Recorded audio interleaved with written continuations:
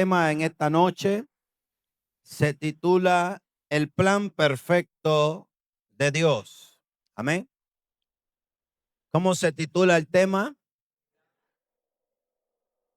El plan perfecto de Dios.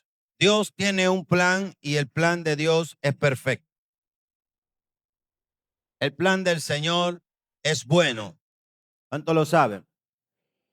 El plan, el diseño del Señor siempre va a ir en contra de nuestra voluntad, en contra de nuestra carnalidad. Siempre va a ser opuesto a los pensamientos humanos. Amén. La Biblia dice, porque vuestros pensamientos no son mis pensamientos. Amén. Siempre. Comprender el plan de Dios, hermano, a veces es difícil. Yo voy a desarrollar el tema nada más en tres cositas que dice el plan de Dios puede ser difícil de comprender. Uno, ¿verdad? Número dos, también es misterioso. Y número tres, a veces muy doloroso y de proceso largo para nosotros, ¿verdad? Y cuando digo para nosotros es porque humanamente el tiempo de nosotros no es el mismo tiempo de Dios. Amén. Para Dios un día, 1000 años es como un día. Amén. Y nosotros sentimos lejos a veces el tiempo y decimos, ¿cuándo será, Señor? ¿Y cuándo recibiré tu promesa, Señor? ¿Y cuándo veré cumplido, Señor? Ya tengo 20 años, dicen algunos, ¿eh? Me diste cuando tenía 15 una promesa. Otros dicen, ya tengo 30 y nada todavía, Señor. Y algunos que ya estamos llegando a la tercera edad, también nos preguntamos y decimos, ¿cuándo, Señor? ¿Verdad? Algunos que han recibido un diagnóstico médico de años, hermano, y dicen, ¿hasta cuándo, papito? ¿Hasta cuándo? Y pensamos como que Dios se olvidó de la promesa que un día nos hizo. Yo quiero decirle que el plan de Dios es perfecto. El plan del Señor siempre se llevará a cabo en su tiempo, no en el mío, es en su tiempo. Dice acá que el plan de Dios puede ser difícil de comprender. Sí, es dificilísimo. A veces no podemos entender a Dios. Los caminos de Dios no son nuestros caminos, hermano.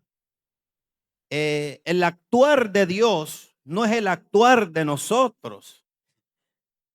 Algunas personas acostumbran hasta el día de hoy pedirle señales a Dios para conducirse, porque es la mínima cosa que nos han enseñado, hermano, de que hagamos las cosas conforme a la voluntad de Dios. Entonces no queremos regarla, como decimos, ¿verdad? No queremos fallarle a Dios y le decimos, Señor, dame una señal. O Señor, le decimos, Señor, te pongo esta señal. Y yo he oído testimonio de gente, y gloria a Dios por ellos, que le han puesto señales a Dios para hacer una cosa, para tomar una decisión, y Dios se las ha cumplido a cabalidad y han salido bien. Pero también he escuchado de montones de personas que dicen, hermano, he orado, he ayunado, he buscado.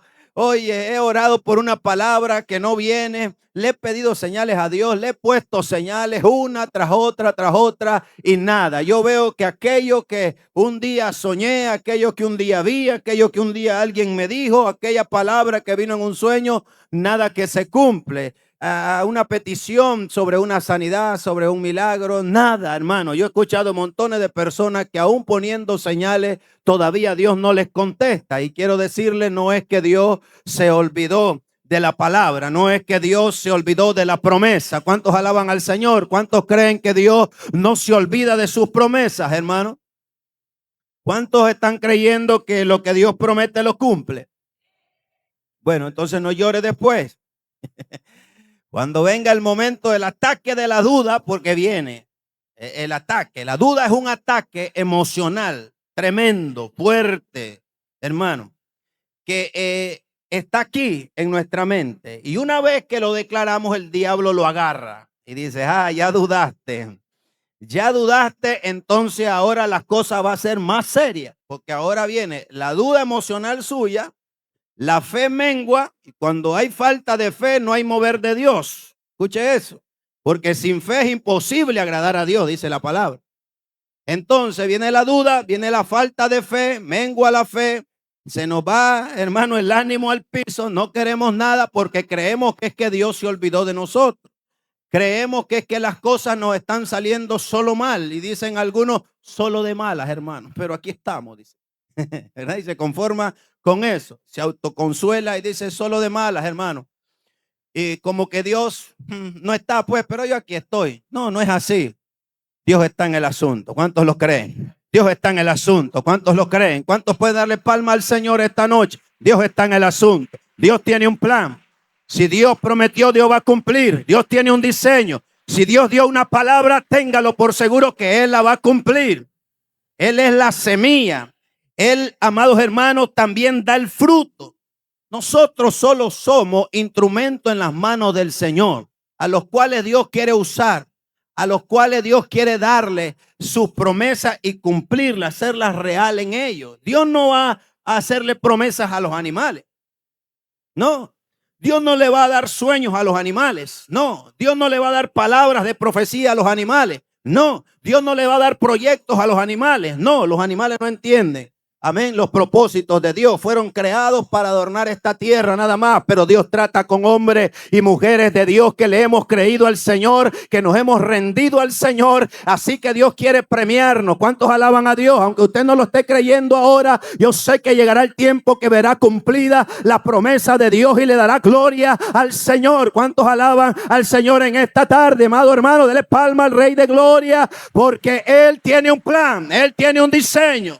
Mano Rigo, yo no lo veo. No, no lo ve, pero lo va a ver.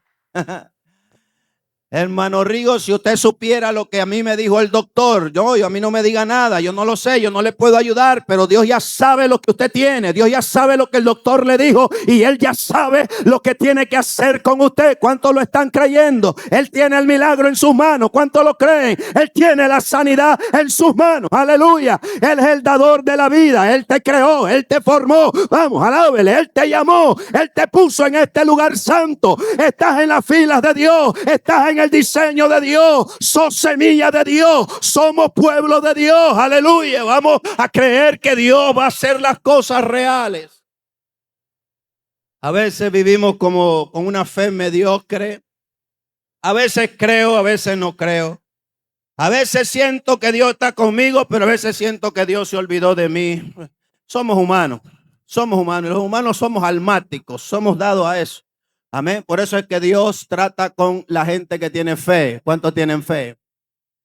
Por eso es que Dios trata con gente que aunque le haya ido mal en todo el día, levanta sus manos al final del día y le da la gloria a Dios y le dice: Padre, hoy no me fue nada bien, hoy solo recibí malas noticias, hoy el día estuvo cansado, hoy el día estuvo terrible, Señor, pero yo te sigo creyendo. Yo sigo creyendo que viene la paz para mi hogar, yo sigo creyendo que viene la reconciliación en mi casa, yo sigo creyendo que viene la provisión de ti, yo sigo creyendo que este dolor se va a ir, yo sigo creyendo. Aleluya. A esa gente Dios la premia. A la gente que cree que Dios tiene un plan. La gente, mire, nosotros, me voy a incluir, nosotros nos salimos a veces, nos queremos salir del plan de Dios. Pero aún así, con todo y nuestra terquedad, Dios nos sigue metiendo en el círculo de su diseño. Amén. A veces nosotros atrasamos el cumplimiento de una promesa de Dios. Nosotros lo atrasamos. A veces Dios quiere darnos algo a nosotros, pero por nuestra falta de fe, por nuestra falta de obediencia, por nuestra falta de santidad, por nuestra rebeldía, hermano, hacemos más largo el proceso. ¿Sí? Pero Dios no se ha olvidado.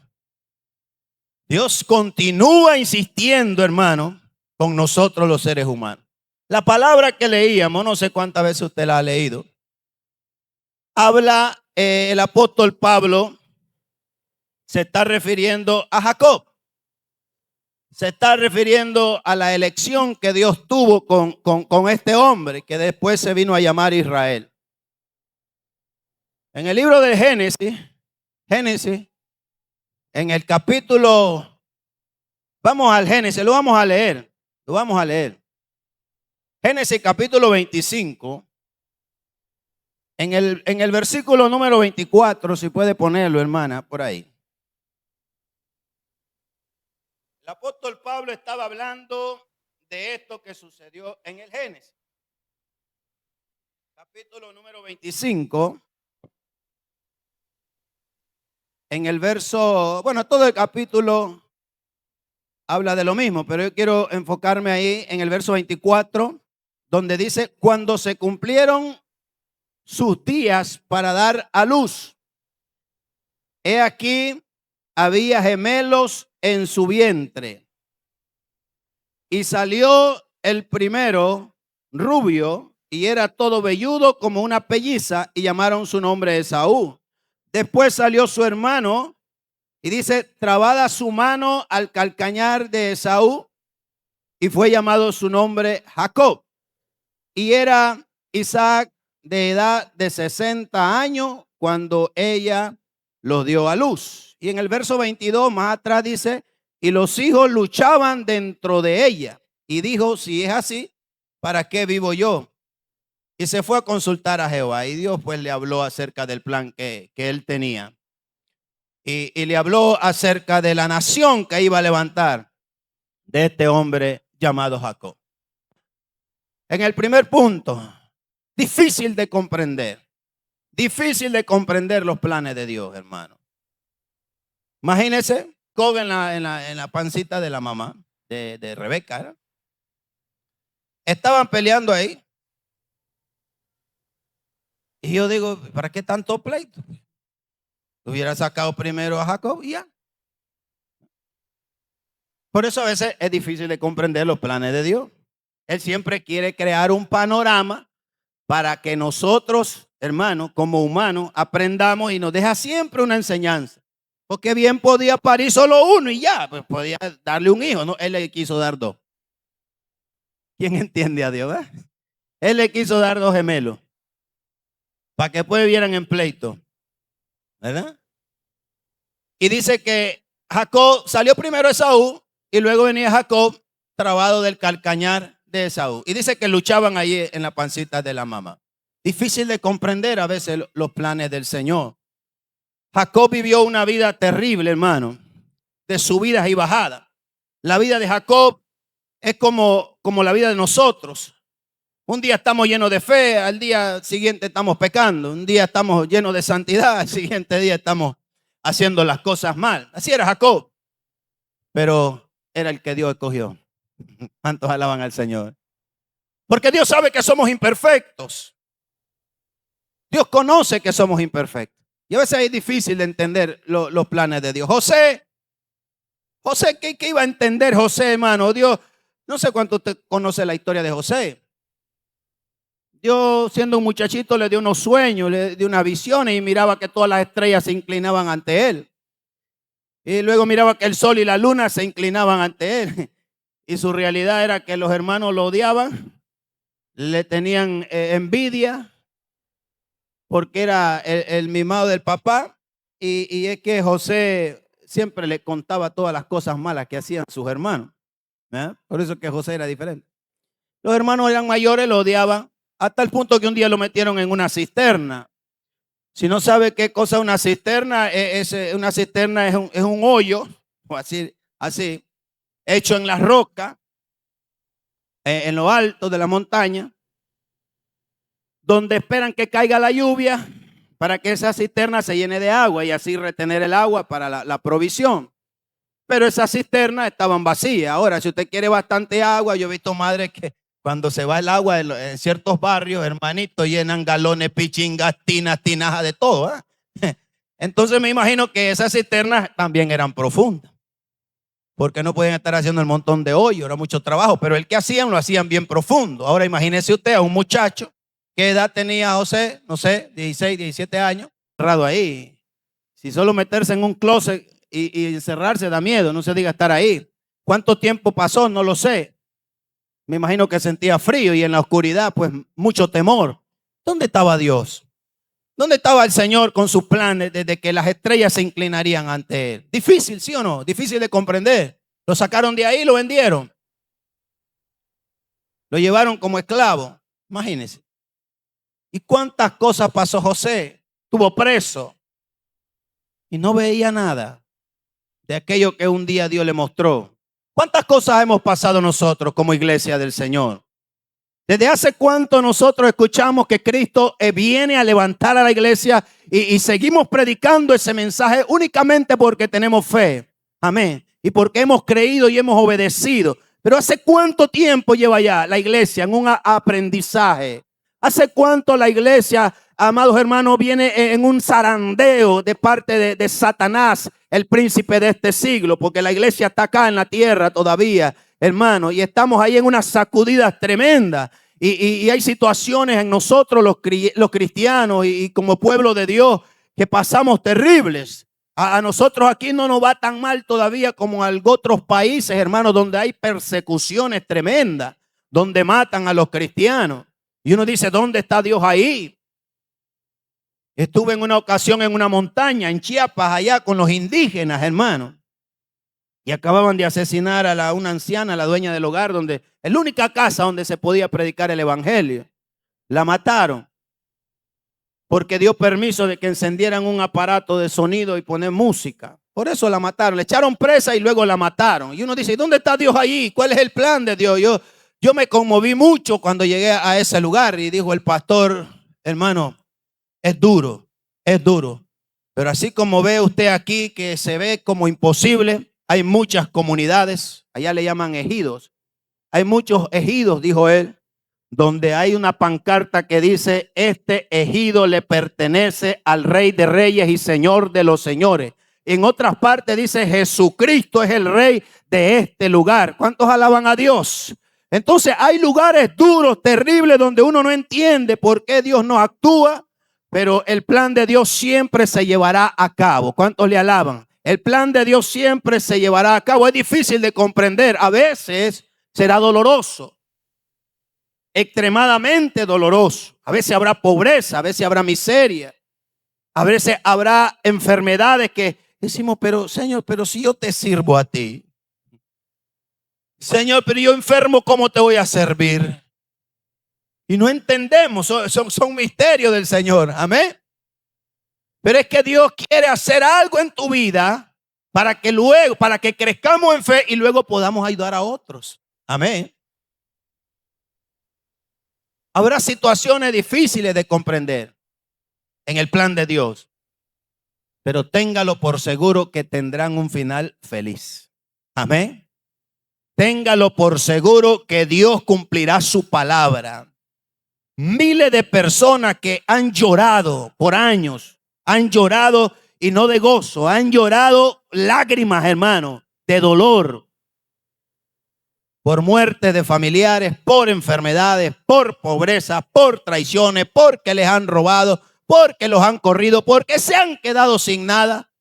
Pero al final, al pasar de los años, amados hermanos, dan testimonio y dice, yo no tuviese lo que tengo ni estuviera donde estoy si no hubiese pasado por todo el desierto que tuve que pasar. Y hasta entonces comprende que todo era un diseño de Dios, que todo era un plan de Dios para llenar a esa persona de misericordia y poder ayudar a otros, para llenar a esa persona de fe y poder dar testimonio un día de que el día que estuvo triste había un consolador, de que el día que no tuvo nada hubo un proveedor. Y es el plan de Dios. A veces difícil de comprender. José pasó un proceso tremendo, pero al final lo vemos reinando en Egipto. Difícil de entender a veces. Es misterioso, el plan de Dios es misterioso, hay un misterio. Hay un misterio.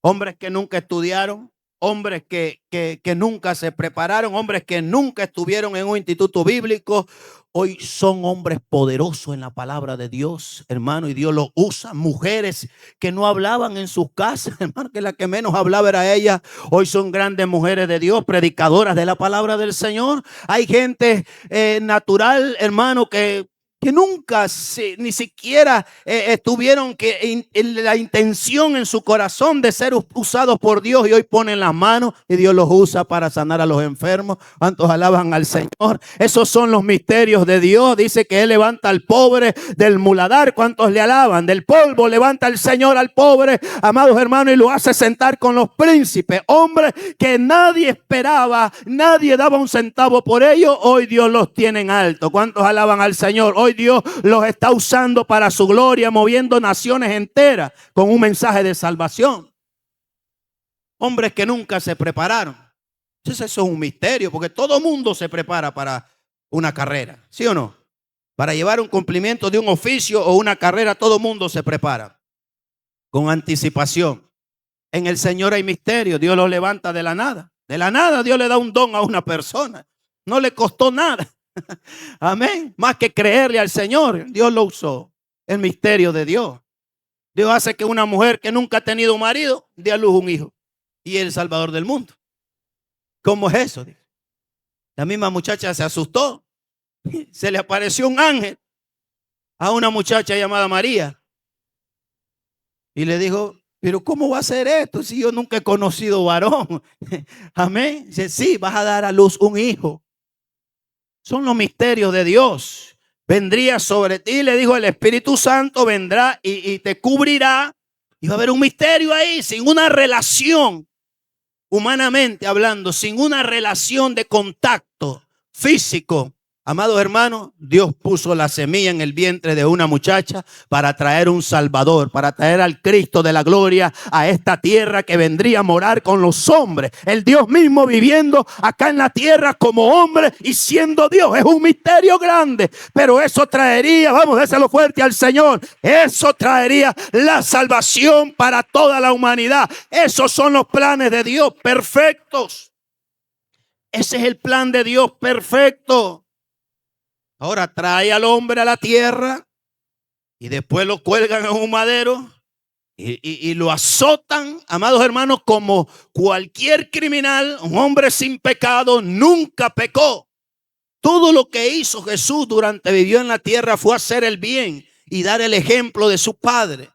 Todo el tiempo Él no tenía delito alguno ni pecado alguno. No, su sangre era una sangre pura, sin mancha. ¿Cuántos lo creen? Su sangre pura, sin mancha. La única sangre que puede quitar el pecado de toda la humanidad, la inmundicia. La única sangre que la puede lavar es la sangre del Cordero que fue inmolado en la cruz. La sangre de Jesús de Nazaret. Doloroso, tan misterioso y doloroso el proceso, ¿sí o no? Doloroso, pero era el plan de Dios. Así era el plan de Dios. A Jacob amé, dice, y a Esaú aborrecí. Y dice el apóstol Pablo en la palabra que leíamos, ¿qué quiere decir esto? ¿Que Dios es injusto? Dice: no, en ninguna manera. Porque a Moisés le dijo, dice el apóstol Pablo, a Moisés le dijo: seré clemente con quien yo quiera ser clemente, y tendré misericordia con quien yo quiera tener misericordia. Eso se llama la soberanía de Dios. Amén. Porque a la fulanita Dios la usa más que a fulanito. Pregúnteselo a Dios. Amén.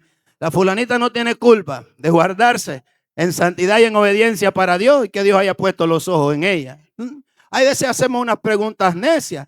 Dios se compadece de quien Él quiere, hermano. Amén. Esto no es por mérito propio, esto no es por mérito alguno. Usted no se ha ganado nada, ni yo me he ganado nada. Nuestro comportamiento no ha sido el mejor, no ha sido ejemplar. Al contrario, hermano, la vimos regando a cada rato. Pero a Dios le place levantarte, cuanto le alaban. A Dios le place compadecerte, cuanto le alaban. A Dios le place, a Dios le ha placido levantar esta iglesia. A Dios le ha placido levantar una familia pastoral. A Dios le ha placido levantar líderes. A Dios le ha placido tener misericordia de nosotros.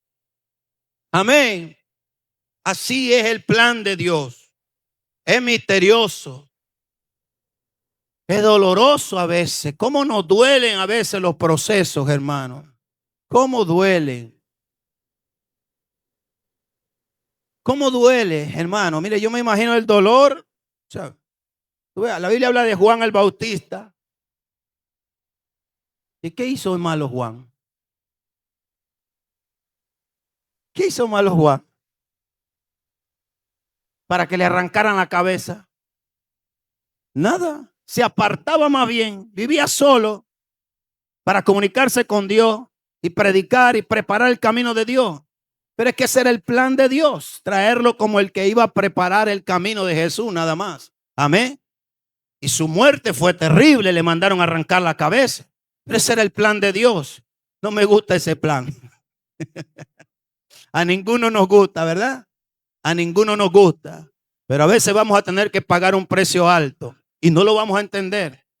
Los discípulos de Juan no lo entendían en ese momento. Ellos no entendían por qué su líder tenía que ser decapitado. Si era un hombre de poder en su palabra, si era un hombre que Dios estaba usando tremendamente, era un hombre que estaba bautizando multitudes, venían ante Juan el Bautista, amados hermanos. Y yo me imagino el dolor de sus discípulos, yo me imagino el dolor de su gente y me imagino las preguntas que se hacían. Si ese hombre lo único que hacía era predicar que detrás de él vendría el Salvador de la humanidad, él lo que hacía era predicar: aquí viene el Cordero de Dios que quita el pecado del mundo. ¿Cuántos alaban a Dios? Él lo único que hacía era declarar que detrás de él venía uno que él no era digno de desatar sus sandalias. Él no hacía nada malo, pero le volaron la cabeza.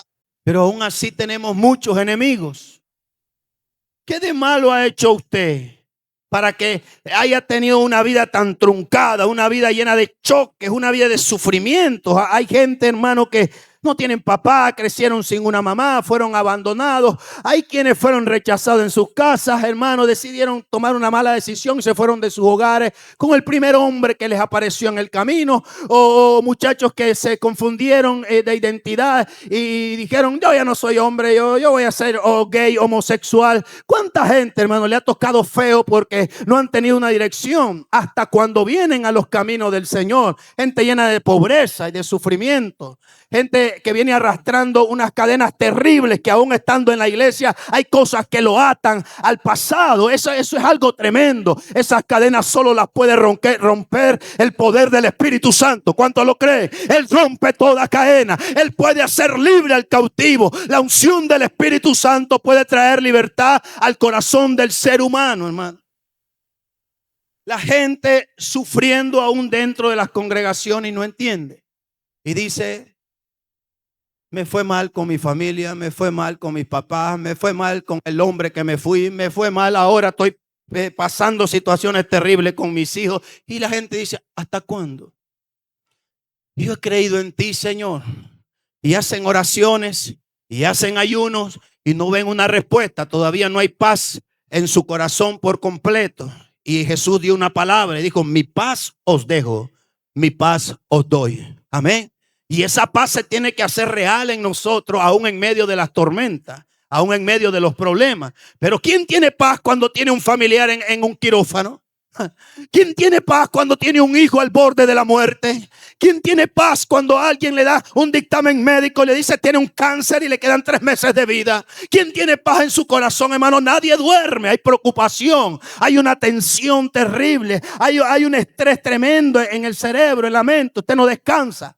Aparentemente descansa, pero no está descansando. Yo quiero decirle que el único que traerá el descanso es el Espíritu Santo de Dios. Usted no lo entiende, pero al final lo va a entender, que era el plan de Dios, que Dios quiso así. Algo está forjando Dios en usted, algo está creciendo dentro de usted y usted no se da cuenta, porque es a través del dolor que nosotros crecemos y maduramos. Amén. Es doloroso, hermano Rigo, sí, es doloroso a veces. Es doloroso, perder un familiar es doloroso, perder un esposo, perder una esposa es doloroso, perder un hijo es doloroso y no lo entiende. Esa es una de las preguntas más serias que hay en un familiar. Por eso es que tenemos que tener mucho cuidado cuando alguien, amado hermano, es separado, un familiar de su casa. Tenemos mucho cuidado en la forma de hablar, en la forma de expresarnos. Amén. ¿Cómo está, hermano? ¿Cómo va a estar? Afligido el hombre, afligida la mujer, se le acaba de morir el familiar. No. Ese no es un saludo en ese momento. Tenemos que tener mucho cuidado porque en ese momento el corazón está sensible, está dolido. Amén. Y todo le puede causar o le puede parecer una ofensa. Amén. Entonces tenemos que tener mucho cuidado en ese momento. Y la gente no entiende en ese momento. Solo dice: ¿por qué a mí?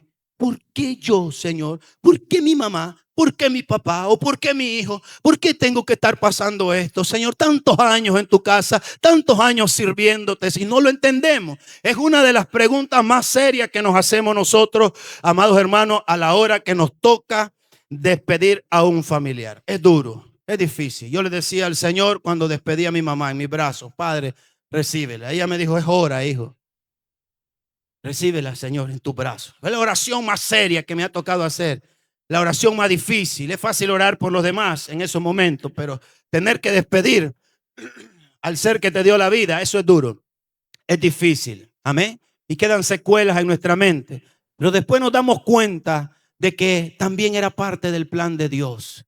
Nos damos cuenta que también era parte del diseño de Dios. Amén. Porque algunos nos acostumbramos tanto a mamá o nos acostumbramos tanto a papá que sentimos una figura protectora con mamá o con papá.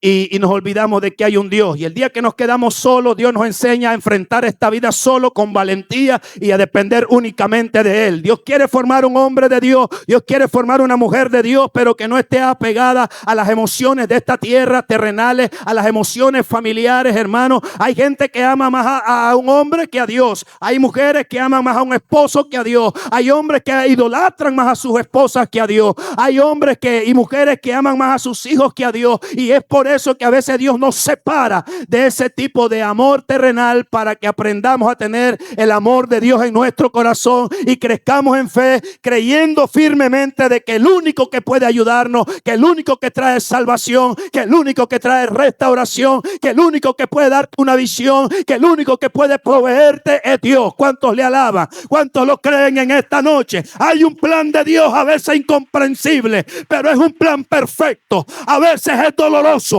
pero es un plan perfecto. A veces es difícil de entender, es misterioso, pero es un plan perfecto. Es un plan perfecto. La mamá de Esaú y de Jacob no entendía. Está alegre, era estéril. Ahora Dios le da la oportunidad de dar a luz, pero le viene premiado, vienen dos. Pero los dolores que esa mujer sentía eran terribles, porque los dos estaban luchando, dice la Biblia, allí adentro. El dolor de una madre, si con un hijo que patea y patea y patea. Yo he oído los testimonios de las mamás que dicen: no me deja dormir este chavalo por la noche. Esta chavala no me dejaba dormir por las noches. Viera que me volteaba para un lado y pateaba. Ya no se diga con dos. Por eso es que ella dijo: bueno, si esto iba a ser así, ¿para qué vivo yo? Dijo la pobre mujer. Amén. Y si fue tanta la desesperación de ella que dice la palabra que se fue a orar a Dios, se fue a consultar a Jehová. En el verso 23 dice: se fue a consultar a Jehová. Y Dios le tuvo que aclarar el asunto. Dios le tuvo que decir: no, de que estos dos van a ser guerreros, de que estos dos, yo voy a hacer dos naciones fuertes y poderosas. Era el plan de Dios. Difícil de entender, ella no lo entendía, pero Dios tenía un plan perfecto. Ahora, con el hombre que dice que él amó y que lo apartó para hacer una nación, hermano, usted ve la vida de Jacob. Difícil. El hermano lo odiaba. Y no era que te odio y que no te hablo y que te bloqueo del WhatsApp. No, no era ese odio. Era de que si lo miro lo mato. Y esos hombres cumplían su palabra. La mamá tuvo que despedirlo porque la mamá conocía el carácter de Saúl. Bueno, hijito, chao, que te vaya bien. Y le dio la dirección de un tío llamado Labán. Andate para allá, ese es el más cercano, porque Saúl te mira, te mata. Ahora el hombre va por el desierto sin nada. No llevaba nada Jacob. ¿Quién lo sustentó en el desierto? Diga conmigo: Dios. ¿Entendería Jacob en ese momento que Dios tenía un plan con él?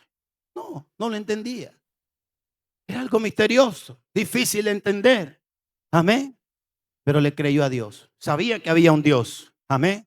Su padre Isaac le había enseñado que había que erigir altares a Dios donde estaba. Y un día dijo: esta piedra me parece bonita para hacer un altar. Y lo único que tenía era un poquito de aceite y lo derramó ahí, amados hermanos, y hizo un compromiso delante de Dios. Ahí no habían testigos, ahí no había iglesia, ahí no habían miembros, ahí no había nada, ahí no había nadie con él. Pero dice la palabra, amados hermanos, que ese hombre le fue cambiado el nombre de Jacob a Israel. Y dice que Israel significa padre de multitudes. ¿Cuántos alaban a Dios? Ahí en medio del proceso hizo un trato con Dios y él no sabía que era Dios el que lo había metido ahí, porque era el diseño de Dios perfecto. Y a Dios le agradó que le levantara un altar en medio del desierto, aún con una palabra que era de muerte y de persecución. Ahí estaba creyendo que Dios estaba con él. Esos son los hombres que Dios levanta. ¿Cuántos le alaban? Esa es la gente que Dios levanta, que aunque el médico le diga te vas a morir, que aunque el banco le diga te quito la casa, que aunque el vecino no le hable, que aunque el marido lo abandone, que aunque la esposa lo abandone, siguen creyéndole a Dios, siguen levantando altar en su corazón para Jehová, siguen erigiendo y dando cántico nuevo. Vamos, denle aplauso al Señor en esta hora.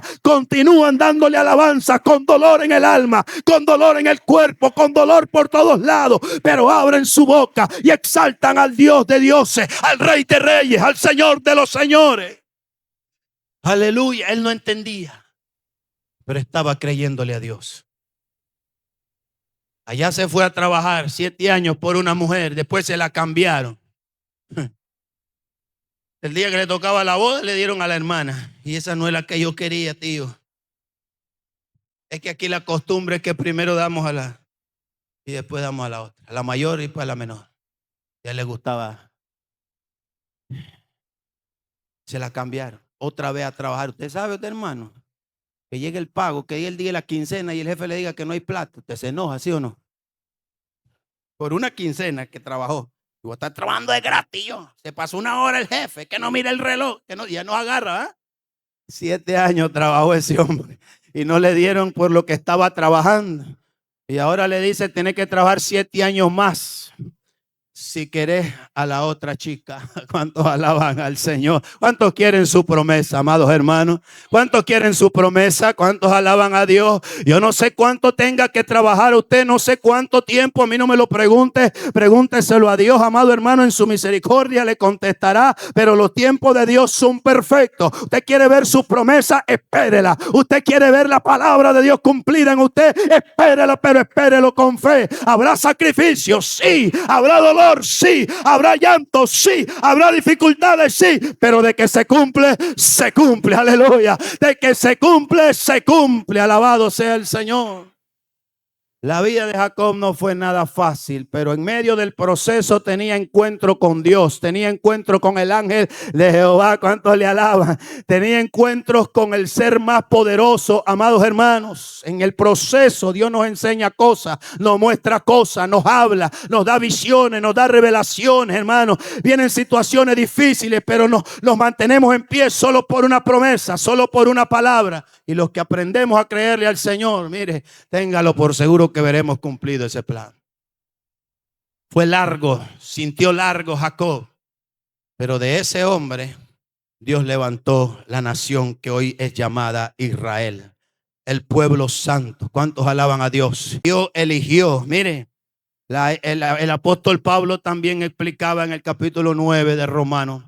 Y decía, no todos los hijos de Abraham son hijos de la promesa, sino que dice la palabra, en Isaac te será dada el cumplimiento de la promesa. Y ahí vino Esaú y vino Jacob. Y ahora Dios escoge a Jacob y ahora de Jacob nacen 12 hijos. ¿Cuántos alaban al Señor? Los 12 patriarcas que habla la palabra de Dios, amado hermano.